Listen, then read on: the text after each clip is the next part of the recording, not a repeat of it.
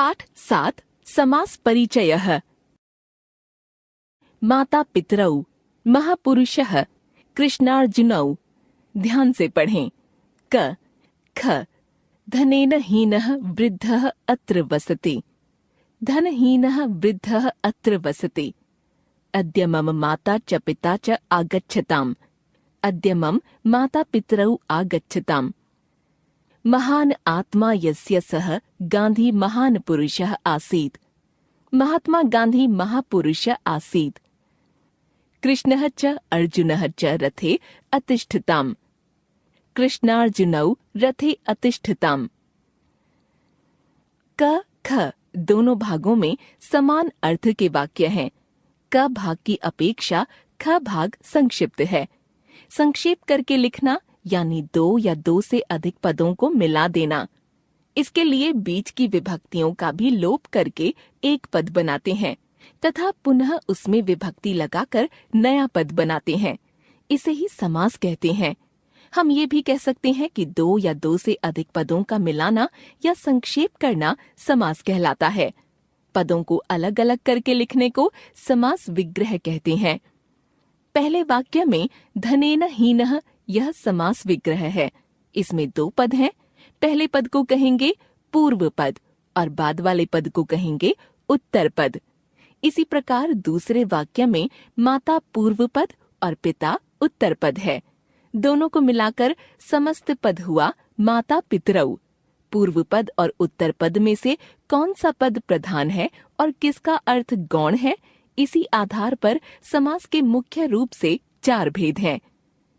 समास के भेद: 1 अव्ययी भाव, 2 तत्पुरुष जिसके भाग हैं कर्मधारय, द्विगु, नञ्, उपपद, 3 द्वंद्व, 4 बहुव्रीहि। अव्ययी भाव समास: इसमें पूर्व पद प्रधान होता है, उसी से समस्त पद के अर्थ का निर्णय होता है और वह अव्यय होता है। समस्त पद भी अव्यय हो जाता है। समस्त पद बनाते समय विभक्तियों का लोप हो जाता है। शब्दों के अर्थ में यदि किसी अव्यय का प्रयोग होता है वह अव्यय पूर्व पद बनता है। अ आ अंत में हो तो समस्त पद में म लगता है। जैसे गंगायाः समीपम। समीप अर्थ में उप अव्यय का प्रयोग, अव्यय का पूर्व आना, विभक्ति का लोप तो शब्द शेष बचा उपगंगा। अब इसमें आ के स्थान पर म तो रूप बना उपगंगम। इसी प्रकार यमुनायाः समीपम उपयमुनम, नगरस्य समीपम उपनगरम, ग्रामस्य समीपम उपग्रामम। यदि शब्द के अंत में ई उ आए तो दीर्घ हो तो लघु हो जाता है। जैसे नद्याः समीपम उपनदी हुआ। समस्त पद बनेगा उपनदी। साधोः समीपम उपसाधु होगा। पश्चात या योग्य अर्थ में अनु अव्यय का प्रयोग: कृष्णस्य पश्चात अनुकृष्णम, रथस्य पश्चात अनुरथम, गंगायाः पश्चात अनुगंगम, रूपस्य योग्यम अनुरूपम, गुणस्य योग्यम अनुगुणम, धियः योग्यम अनुधियम। पुनरुक्ति अर्थ में प्रति अव्यय का प्रयोग: क्षणे क्षणे इति प्रतिक्षणम, एकम एकम इति प्रत्येकम, दिनम दिनम इति प्रतिदिनम, मासे मासे इति प्रतिमासम, नगरे नगरे इति प्रतिनगरम, ग्रामम ग्रामम इति प्रतिग्रामम। अभाव अर्थ में निरअव्यय का प्रयोग: धनस्य अभावः निर्धनम, विघ्नानाम् अभावः निर्विघ्नम, दोषाणाम् अभावः निर्दोषम, फलानाम् अभावः निष्फलम, कंटकानाम् अभावः निष्कंटकम, गुणानाम् अभावः निर्गुणम। अनतिक्रमण के अर्थ में यथा अव्यय का प्रयोग: शक्तिम अनतिक्रम्य यथा शक्ति, बलम अनतिक्रम्य यथा बलम, संयम अनतिक्रम्य यथा संयम, विधिम अनतिक्रम्य यथा विधि। तत्पुरुष समास: तत्पुरुष समास में उत्तर पद प्रधान होता है। इसमें द्वितीय विभक्ति से लेकर सप्तमी विभक्ति के शब्दों का उत्तर पद के साथ समास होता है। समस्त पद बनाते समय विभक्ति का लोप हो जाता है और समस्त पद उत्तर पद के अनुसार होता है। इसे विभक्ति तत्पुरुष समास भी कहते हैं। उदाहरणम द्वितीया तत्पुरुष गृहं गतः गृहगतः, रामम आश्रितः रामाश्रितः, सुखम आपन्नः सुखापन्नः, रामम श्रितः रामश्रितः। तृतीया तत्पुरुष अर्थेन हीनः अर्थहीनः, मासेन पूर्वः मास पूर्वः, नखैः छिन्नः नख छिन्नः, धर्मात् भ्रष्टः धर्म भ्रष्टः।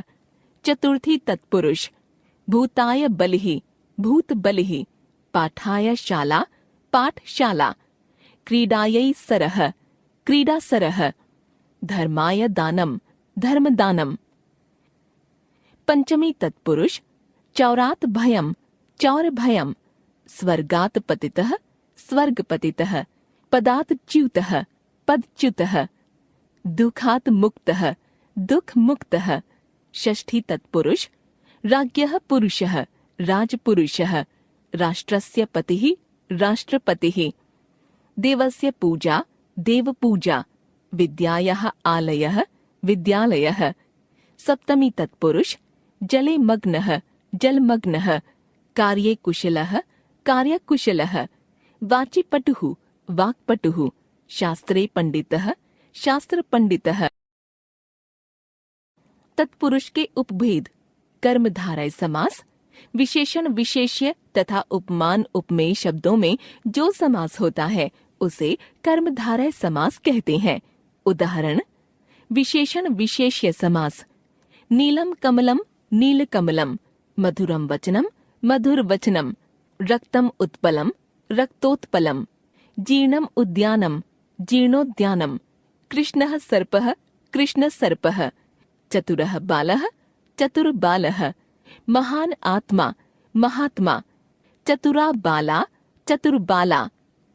उपमान उपमेय समास, इसमें उपमान के बाद इव अथवा एव का प्रयोग होता है। उपमान जिससे तुलना की जाती है, यदि उपमान का पहले प्रयोग होगा तो इव या एव उसके बाद आएगा। मुखम कमलम इव मुख कमलम, तपः एव धनम तपोधनम, मुखम चंद्रः इव मुख चंद्रः, कमलम एव नयनम कमल नयनम, चरणम कमलम इव चरण कमलम, विद्या एव धनम विद्या धनम, नरः व्याघ्रः इव नर व्याघ्रः, यशः एव धनम यशो धनम। फ या क से पूर्व र का श हो जाता है। द्विगु समास, जब पूर्व पद संख्यावाची हो तो उसे द्विगु समास कहते हैं। विग्रह करते समय संख्या तथा शब्द के साथ समाहार का प्रयोग होता है। समास युक्त पद बनाते समय संख्या के मूल शब्द को जोड़ते हैं। शब्द के अंत में नपुंसक लिंग होता है। कुछ शब्दों में ई जुड़ता है।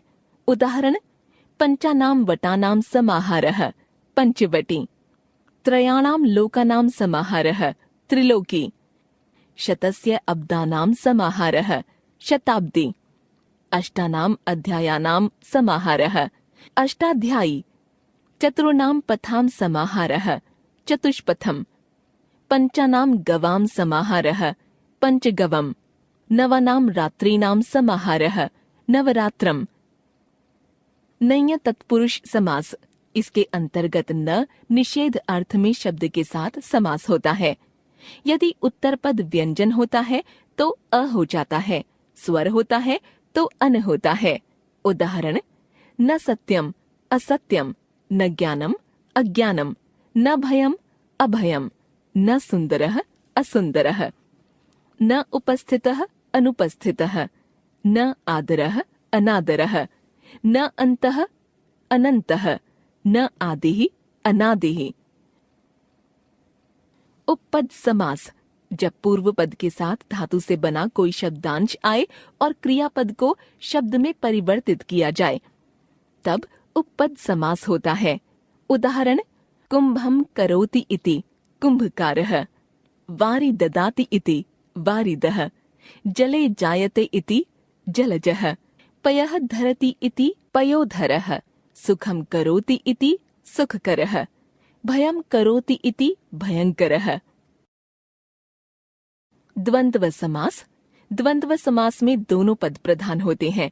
दोनों पदों के बीच में च का प्रयोग होता है।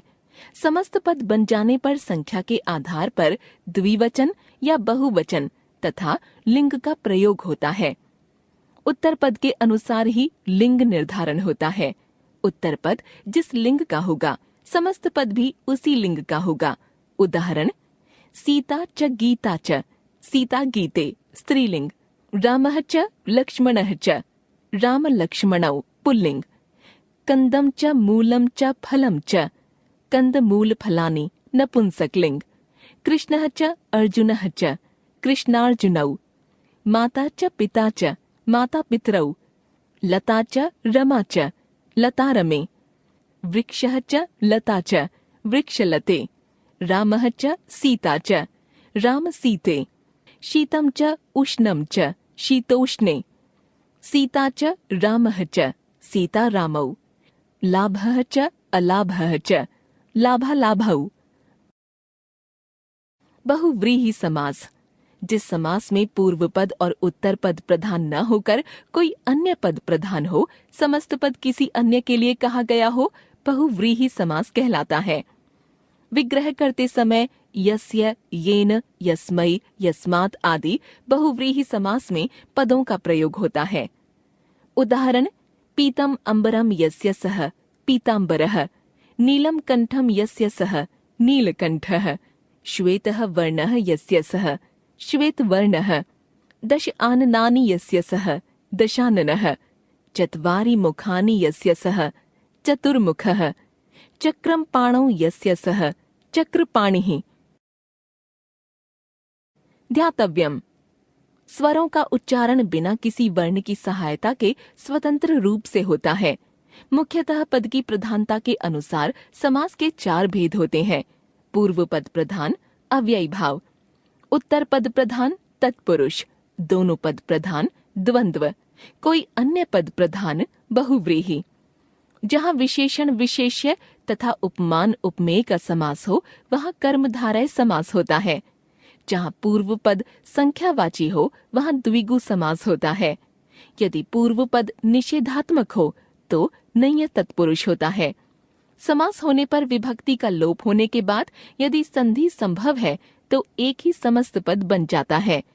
अव्ययी भाव में समस्त पद अव्यय रूप हो जाता है, उसके रूप सामान्यतः नहीं चलते।